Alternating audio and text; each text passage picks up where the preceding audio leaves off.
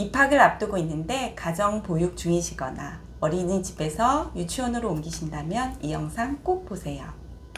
안녕하세요, 킨더부스입니다. 이제 유치원이든 어린이집이든 놀이학교, 어학원 등으로 입학 결정이 되셨을 거예요. 그럼 이제 남은 3개월 동안은 입학 적응 준비를 해봐야겠죠. 제가 첫 아이를 유치원에 보낼 때는 사실 걱정이 하나도 없었어요. 가정도 다 알고 있었고 어떤 것을 구입해야 아이가 편한지, 선생님은 어떤 것을 좋아하시는지 다 알고 있었거든요.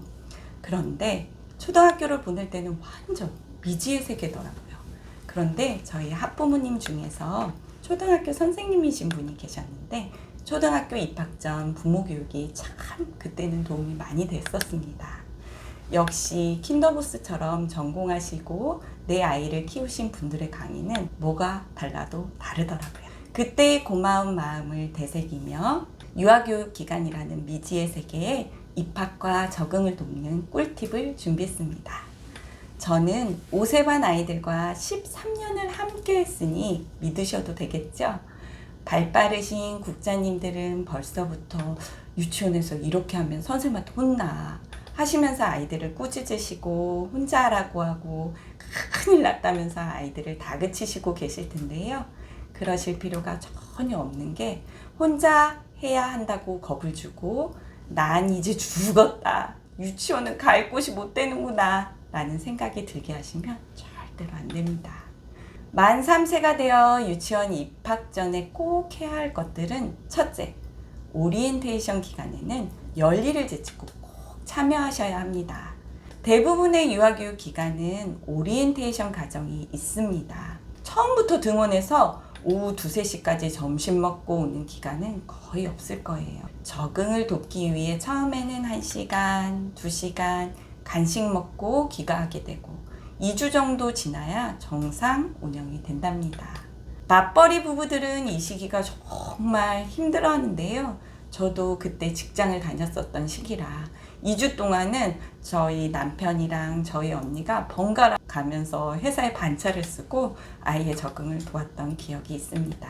오리엔테이션 기간에는 내 신발 자리 찾기, 우리반은 어디지? 내 가방 자리는 어디지? 우리 선생님은 어떻게 생기셨지? 등등 하나에서부터 10까지 정말 차근차근 알려줍니다. 오리엔테이션에 꼭 참석하셔야 합니다. 둘째, 이름을 부르면 대답하는 거예요. 네 하고 대답하고 손을 들면 더 좋겠죠. 간혹 불러도 대답이 없는 그분들이 계시거든요. 그리고 내 이름을 쓰지는 못해도 괜찮습니다. 내 사진과 이름을 찾을 수 있으면 처음 기간에서 내 것을 찾을 때 도움이 됩니다. 기간에서 사진을 내라고 하실 텐데요. 최근 사진을 내셔야지 아주 오래전 아가 때 사진을 내면 이거 나 아닌데 하는 친구들이 간혹 있어요.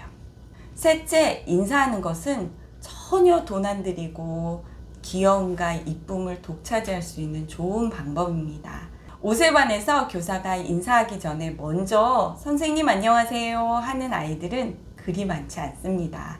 영수야 안녕하세요 할 때 네 하거나 아무 말 없이 쓱 지나가는 친구들이 많이 있어요. 선생님 안녕하세요 하고 말할 수 있는 아이가 되도록 부모님께서 인사하는 모습을 보여주셔야겠죠.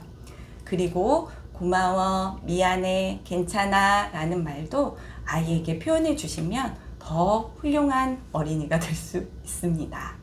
존댓말도 하면 좋은데 제가 5세만 처음 맡으면 저만 존댓말을 하고 있어요.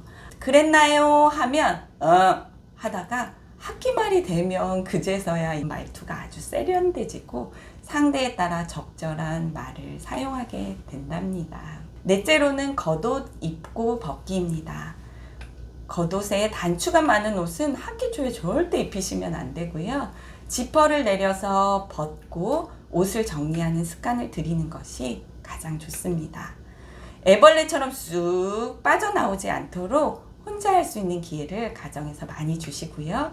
옷을 입고 지퍼를 채울 때가 정말 어렵잖아요. 그건 천천히 유치원 다니면서 해도 괜찮습니다. 다섯째, 앉아있는 것이에요. 집중력 이야기 나눈 적이 있는데요. 옷에는 사실 5분 다 같이 모여서 이야기를 나누는 것이 힘들어요. 그래서 노래도 불렀다가 율동도 했다가 동화도 10쪽 이상이 되면 아이들이 그때부터 지루해하기 시작하거든요. 그런데 이런 것들이 모두 다 너무 당연한 일인 거예요. 하지만 모이는 시간을 혼자 돌아다니면 안 되겠죠. 가정에서도 짧은 그림책 읽는 동안에는 엄마 무릎에서 떠나지 않는 훈련, 밥을 다 먹을 때까지는 돌아다니지 않는 습관이 가장 필요합니다. 여섯째로는 정리하는 습관이에요. 스스로 할 수 있는 환경을 만들어 주셨던 분들은 딱히 해야 될 것이 없겠지만 아이는 놀이하고 정리는 엄마가 했던 친구들은 이제 정리하는 습관을 꼭 길러주셔야 합니다. 7째는 식사지도인데요. 오세반 교사가 가장 힘든 시간은 점심시간이에요.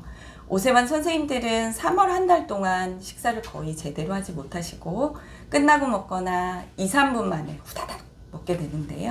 아주 가끔 혼자 스스로 먹으려고 시도조차 안 하려고 하는 아이들이 있어요. 그런데 떠먹여주면 또 잘 먹거든요. 무슨 말씀을 드리려고 하는지 아시겠죠? 안 남기고 골고루 먹는 습관도 중요하지만 많이 흘리더라도 혼자 숟가락으로 떠서 먹을 수 있도록 기회를 주세요. 8번째, 화장실 사용인데요. 옷을 내리고 소변, 대변을 누는 것을 하면 좋습니다. 그런데 유치원에서 뒤처리를 안 도와주면 어떡하지? 하시면서 아이들을 휴지로 닦는 훈련을 시키시기도 하는데요. 이건 정말 어려운 활동이에요. 7세들도 안 되는 친구들이 많이 있으니까요. 이런 것들은 또 부담임 선생님들이 계셔서 도와주시니까 걱정 안 하셔도 됩니다. 9번째는 도움을 요청하는 방법을 알려주는 것입니다. 저는 오세반 처음 아침에 인사를 나누고 도움이 필요할 때는 뭐라고 하면 좋지? 선생님 도와주세요를 복창하고 시작합니다. 지영아, 유치원에서 어렵고 힘든 일이 생기면 선생님 도와주세요 라고 이야기하면 선생님이 언제든 널 도와주신다고 하셨어 라고 이야기해 주시고 소변 실수나 대변 실수를 했을 때 이야기할 수 있도록 해주시면 좋을 것 같아요. 선생님은 앉아있는 아이의 엉덩이에 물이 묻어있는지까지는 볼 수 있는 능력이 없답니다. 아이고, 이렇게 준비할 것이 많네 하시는 국장님들도 계시겠지만 걱정하실 필요가 없는 게 사실 가정에서 정리도 안 하고 밥도 먹여줘야 먹었던 아이들이 참 신기하게도 기간에 오는 순간부터 가르쳐주지 않아도 자기 스스로 먹고 정리하고 친구들도 도와주게 됩니다. 그러니 너무 빡시게 하실 필요는 없어요. 아이들은 이렇게 준비를 시키셨잖아요. 10번째 가장 중요한 건 부모의 마음가짐인 것 같아요. 걱정보다는 내 아이를 믿어주시고 형님이 되어 기간에 간다는 것에 대한 축하와 격려를 해주시고 새로 가게 될 기간의 기대의 말을 아낌없이 해주시길 바랍니다. 아이들의 등원에 적당한 옷차림, 울지 않고 등원하기 등등의 다른 영상들도 보시고요. 완벽한 입학 적응하시길 바랍니다. 오늘도 우리 아이와 행복한 시간 보내시고요. 구독과 좋아요 부탁드려요. 안녕.